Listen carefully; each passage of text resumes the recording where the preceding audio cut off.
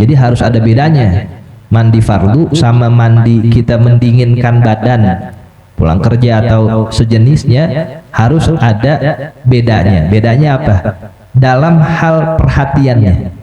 Kalau mandi biasa jebar-jebur nggak pakai kita niat atau nggak pakai kita teliti, ya sah-sah aja, karena memang kita nggak bawa junub.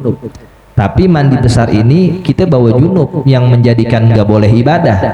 Syaratnya boleh ibadah itu harus seluruh air ini sampai ke dalam badan kita. Nah, makanya diperhatikan lipatan-lipatan nih, bawah kuku ya, itu termasuk yang zohir yang kena air, maupun kuku kaki ya, di sikut kita, pergelangan tangan, lipetan-lipetan di ketiak, di perut, di bagian betis, di bagian selangkangan, lalu ya, di bagian zakar bagi laki-laki. Selama masih bisa terjangkau dengan air, itu harus terbasuh ya, kalau laki-laki kan mandi ketika berdiri itu airnya langsung turun dari zakarnya. Tapi kalau umpama dinaikkan sedikit, dibuka bolongannya, dikucurkan air, baru kena tuh. Nah itu harus diperhatikan juga, karena itu zohir badan. Jangan gede-gede bukanya, ntar sunat 2 kali lagi. Ya, seukuran masuk air 1 titik atau setetes 2 tetes untuk mengenai bolongan yang zohir itu zohir harus terbasuh.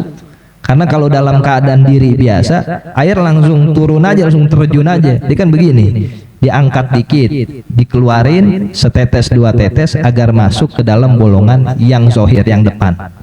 Pokoknya segala bentuk badan yang zohir itu harus terbasuh dengan air. Ini bedanya kita dengan mandi biasa.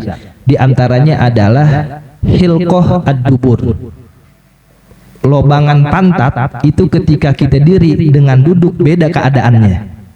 Kalau ketika kita diri dia rapet, tapi ketika kita jongkok kebuka dia. Nah itu zohir. Artinya harus kita jongkok dan ngeden sedikit.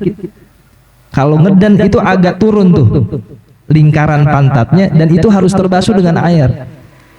Ya, bahkan dalam kitab disebutkan wayajibu lil mughtasili ayyata as-soro. Ta'assur tuh bahasa kita ngeden.